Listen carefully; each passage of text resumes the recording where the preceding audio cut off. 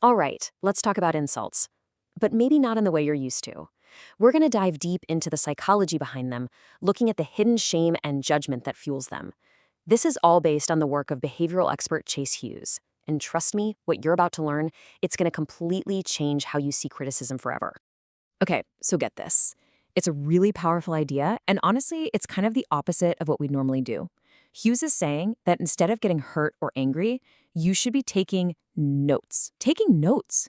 Why? Because, and this is the key, an insult isn't really a weapon used against you. Think of it more like a map that leads directly back to the person who threw it. And let's be real for a second. We've all felt that sting, right? When someone puts you down, man, it feels so personal. It just hurts. It feels like a direct shot at who you are. We've all been there, for sure. But here's the pivot. This is the question that changes the entire game. What if that insult isn't actually about you at all? What if the specific words they choose, the exact angle of their attack, has absolutely nothing to do with your flaws and everything to do with theirs? And that's the core idea we're unpacking here. An insult is basically a hidden confession. Yeah, you heard that right. The person who's attacking you is, without even knowing it, showing you their own deepest vulnerabilities, their biggest insecurities, their own psychological wounds. So look at how this just completely reframes the whole interaction.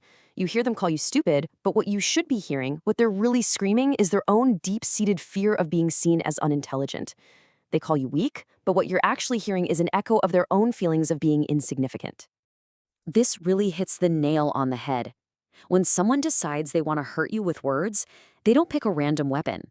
They instinctively reach for the one that would be the most devastating to them. It's a direct, almost perfect reflection of their own biggest fears. So you might be wondering, okay, but why does this happen? What's the mechanism here? Well, it all comes down to a classic psychological principle you've probably heard of: projection. See, we all have this built-in subconscious bias. It's just part of being human.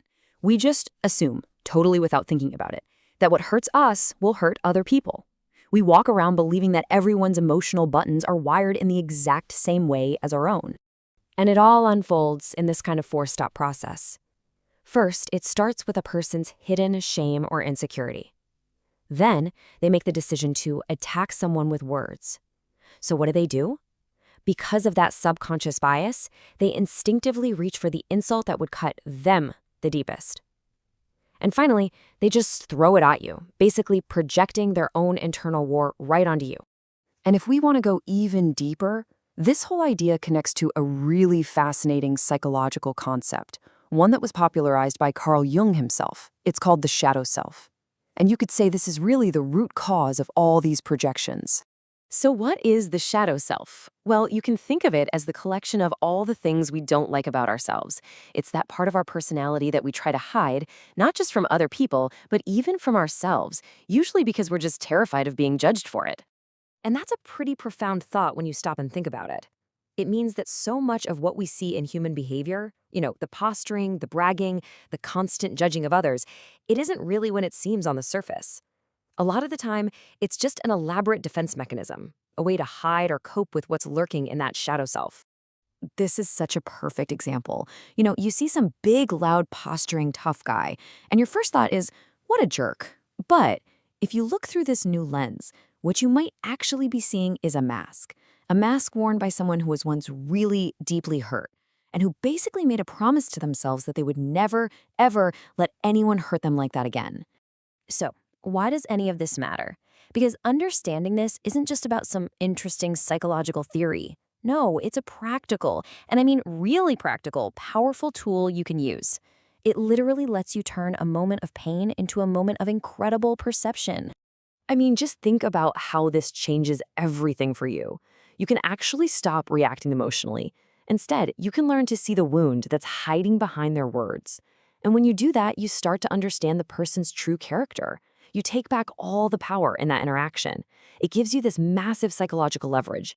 So look, if there's just one thing you take away from all of this, let it be this. The insults they throw are never, ever actually about you. They are just desperate reflections, unintentional confessions of their own hidden shame and private fears. So now you have the blueprint. The next time someone insults you, you have a choice. You can see the sting of the insult, or you can see the blueprint they just handed you. The real question is, what will you choose to see?